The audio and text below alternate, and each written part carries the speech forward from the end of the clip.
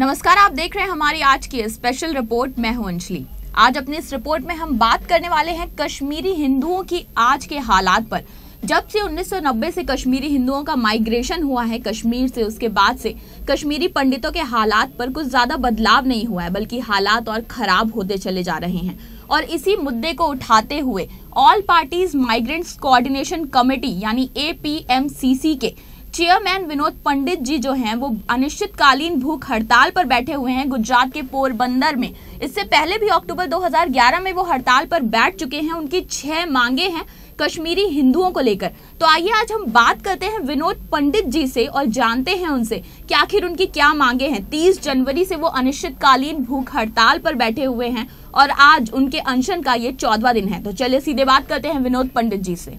तो विनोद जी, सबसे पहले हम आपसे जानना चाहेंगे कि ये जो आपने अनिश्चितकालीन भूख हड़ताल शुरू करी है, क्या मांगे हैं आपकी कश्मीरी हिंदुओं को लेकर? देखिए, जो मेरे नेशनल स्पोक्सपर्सन किंग्सी पार्टी जी ने आपको बताया होगा जी कि हमारे 6 जो मुद्दे हैं, मांगे हैं जी, जिसमें शारदा पीठ जो गुलाम कश्मीर में जो 47 से बंद है जी, उसको खोलने की बात है।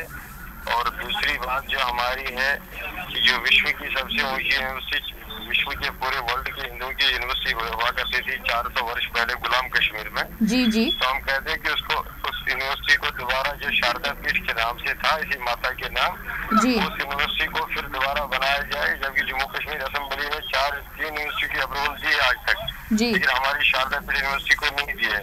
जी, तीसरी डिमांड जो हमारी है कि जो कश्मीर में 1990 में जब 6 से 7 लाख हिंदू भाग गए उग्रवाद के कारण, जी, तो उसमें हमारे जो मंदिरों में कब्जे हुए हैं, एनक्रोचमेंट्स हुई हैं बाय द पॉलिटिशियंस, डेमोक्रेट्स और लैंड माफिया, जी, तो हम चाहते हैं उसको मल्टी करोड़ CBI प्रोब हो। जी, और चौथी डिमांड हमारी है कि 6 साल 8 साल पहले जम्मू कश्मीर गवर्नमेंट ने, हमने जब प्रेशर किया तो उन्होंने एक बिल लाई असेंबली में, शेड्यूल श्राइन बोर्ड, जी, कि जो भी कश्मीर के अंदर मंदिर वीरान पड़े हैं उनको बोर्ड बनाया जाएगा। जी, तो लेकिन कई जिन लोगों को वेस्टेड इंटरेस्ट है उस बिल को पास नहीं होने देते हैं और सरकार ने 8 साल से उस बिल को जम्मू कश्मीर की विधानसभा में पेंडिंग रखा है। जी, और टाल मटोल करते हैं। जब नेशनल कॉन्फ्रेंस को बोलते हैं, फारूक अब्दुल्ला वाले ग्रुप को बोलते हैं, जी, तो वो कहते हैं जी PDP वाले तैयार नहीं है। जब PDP वालों को बोलते हैं तो वो कहते हैं कांग्रेस ही तैयार नहीं है। तो हमें लग रहा है कोई तैयार ही नहीं है, तो बिल ही नहीं याद ला रही। जी, और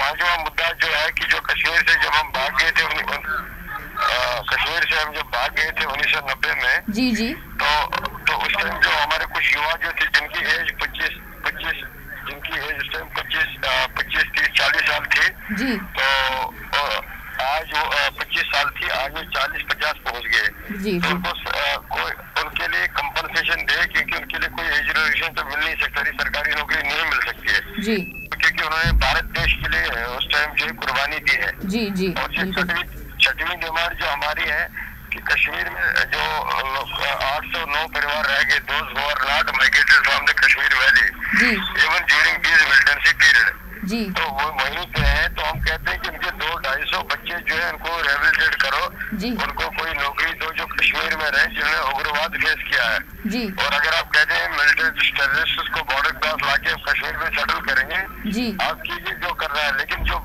नेशनलिस्ट फोर्सेज है उनको भी तो दे, उन्होंने भी तो 22 साल वहाँ पे दुख झेला है। जी, तो जी, ये हमारी मुद्दे हैं। जी, इस कड़ी में 2011 में मैंने 10 दिन ऑपरेशन किया था। जी, आपने पहले भी करा है अनशन। कलेक्टर को भेजा, जी, तो लास्ट में उन्होंने गवर्नमेंट रिप्रेजेंटेटिव RS चीफ को भेजा जो सीनियर मिनिस्टर है कांग्रेस के। जी, तो मैंने विश्वास किया, तो उसने कहा कि आप तोड़ दो। तो तोड़ने के बाद हम इसमें कमेटी गठित करेंगे, लेकिन 2011 से देखिए कितना समय हो गया। जी, जी, तो इसलिए हमने कहा कि जो गांधी ने कहा कि सेकुलरिज्म की किरण मुझे कश्मीर से, हम गांधी की भूमि से ही करेंगे। जी, और आज हम सरकार से, केंद्र सरकार से और राज्य सरकार से, जम्मू कश्मीर की सरकार से, जी, इस महात्मा गांधी जो पोरबंदर से, उसने भी आजादी का आंदोलन शुरू किया था, जी, जी, यहाँ पे वो आए और हमें टाइम फ्रेम दे दें। जी, मतलब ये डिमांड हम उनको नहीं कह रहे कि आप अभी रिटर्न में करके दे दीजिए। जी, जी, हम उनको कहते हैं कि पब्लिक कमिटमेंट कीजिए, सरकारी कमिटमेंट कीजिए, टाइम फ्रेम दीजिए, तो तब मेरा अनशन टूटेगा। और आज मेरा 14वां दिन है ये। जी, तो आप जो बता रहे हैं अक्टूबर 2011 में पहले आपने अनशन किया था, तब क्या कोई समय सीमा दी गई थी आपको कि इस समय सीमा तक कोई कमेटी बनाई जाएगी और मांगों पर कुछ आगे कार्य किया जाएगा? जी जी, बहुत अच्छी बात पूछी आपने।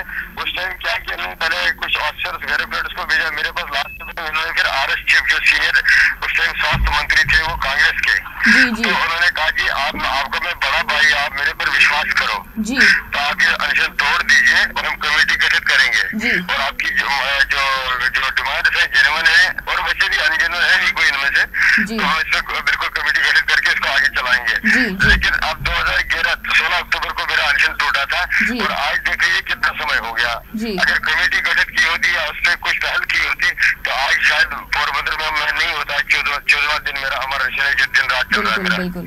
बिल्कुल। तो 14 दिन आपको अनशन शुरू किए हुए हो चुके हैं, तो क्या अभी तक जम्मू कश्मीर प्रशासन की तरफ से या केंद्र सरकार की तरफ से कोई अधिकारी, कोई मंत्री, कुछ आपसे बातचीत हुई है, कोई समझौता करने की, सुलह करने की कोशिश की गई है आपसे? नहीं, अभी कोई ऐसी बात नहीं हुई है। कोई कहते हैं हलचल हुई है, कोई कहते हैं बात चल रही है, जैसे ट्राई टू डिप्लोमेसी कोई कुछ कहता है। और मैं आपको एक बात बताना चाहता हूँ, जो कश्मीर पर इंटरलोक्यूटर्स ग्रुप बनाया था, इंटरलोक्यूटर्स प्रोफेसर राधा कुमार थी, दिलीप फडगांवकर था और अंसारी जो आपको पता होगा इंटरलोक्यूटर्स और कश्मीर। तो मैं विज्ञान भवन में उनको 1 साल पहले मिला था, तो उन्होंने भी कहा कि हमने अपने जो सिफारिश में गुलाम कश्मीर को जो गुलाम कश्मीर के अंदर जो शारदा मंदिर है इसको खोलने की बात हमें रिकमेंडेशन में रखा है। इंटरलोक्यूटर्स का भी रिपोर्ट है। और दूसरी बात मैं आपके नॉलेज के लिए बताना चाहूंगा कि जब अटल बिहारी वाजपेयी प्रधानमंत्री थे और पाकिस्तान के प्राइम मिनिस्टर नवाज शरीफ थे, तो उस समय भी अटल बिहारी वाजपेयी ने प्राइम मिनिस्टर के साथ उठाया था शारदा मंदिर को खोलने की बात, क्योंकि विश्व की सबसे ऊंची पीठ है। अगर वहाँ के लोग दरगाह आ सकते हैं, यहाँ के वहाँ जा सकते हैं, सरदार लोग ननकाना साहब जा सकते हैं, तो मेरा पूरा विश्व का हिंदू और कश्मीरी हिंदू और बाकी विश्व का हिंदू शारदा मंदिर क्यों नहीं जा सकता है? और लाइन ऑफ कंट्रोल ट्रेड और जो वहाँ के लोग गुलाम कश्मीर के हमारे कश्मीर में आते हैं, हमारे वहाँ जाते हैं, तो हम लोग क्यों नहीं?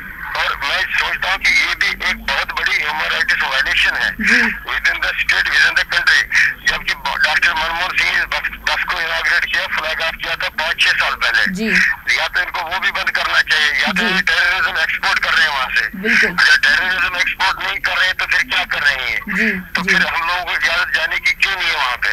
एक मतलब ये ऐसा हुआ कि एक घर में एक बुजुर्ग, एक मेरे फादर है, तो एक भाई को कहते हैं आप घर में आ जाओ अंदर, दूसरे को आने की इजाजत नहीं है, तो वही बात हो गई है। बिल्कुल। तो आखिर में हम ये जानना चाहेंगे, एक अनिश्चितकालीन भूख हड़ताल पर आप बैठे हुए हैं, स्वास्थ्य आपका गिरता जा रहा है दिन ब दिन, तो आप क्या सरकार से चाहते हैं, क्या मैसेज देना चाहते हैं आप उनको, और क्या आपको लगता है कि सरकार अब कोई कार्रवाई करेगी, क्योंकि एक बार वो अपने वादे से मुकर चुकी है?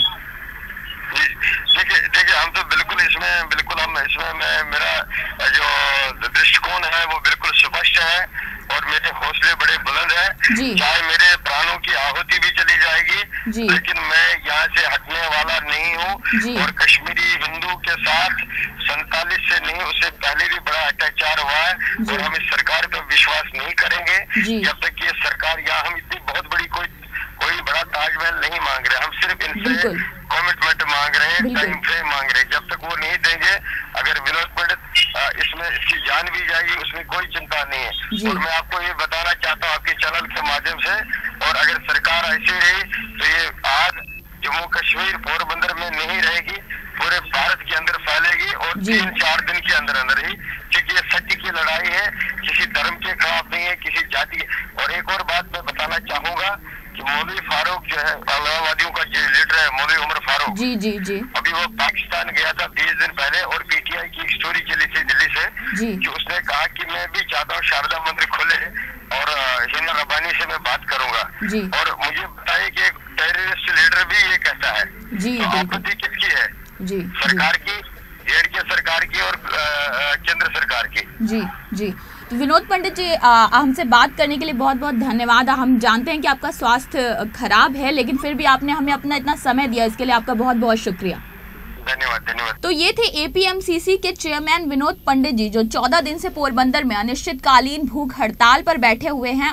उनका कहना है, हालांकि 14 दिन से वो हड़ताल पर बैठे हैं, पर अभी भी उनका कहना है कि उनके हौसले बुलंद हैं और वो इस बार सरकार के बहकावे में नहीं आने वाले हैं। जब तक उनकी मांगे नहीं मान ली जाएंगी, जब तक कोई कड़ा कदम नहीं उठाया जाएगा, वो इस अनशन को जारी रखेंगे। खास तौर पर 6 उनकी जो मांगे हैं कि पीओके में जो श्रद्धा पीठ है वहां पर जाने की अनुमति दी जाए, टेम्पल बिल पर कार्रवाई तुरंत शुरू कर दी जाए, जो जम्मू कश्मीर के माइग्रेंट्स हैं उनके लिए एम्प्लॉयमेंट की व्यवस्था की जाए। उस समय जो लोग माइग्रेट होकर चले गए थे और आज तक अनएम्प्लॉयड हैं, उनके एम्प्लॉयमेंट पर ध्यान दिया जाए और साथ ही जो श्रद्धा पीठ यूनिवर्सिटी है उसके एस्टैब्लिशमेंट के लिए जरूरी कदम उठाए जाएं। तो ये मोटे मोटे तौर पर उनकी खास मांगे हैं और इन्हीं मांगों को लेकर वो अपने अनशन को जारी रखेंगे। तो हमारी आज की स्पेशल रिपोर्ट में बस इतना ही। आपसे फिर मुलाकात होगी, तब तक के लिए आज्ञा दीजिए। नमस्कार।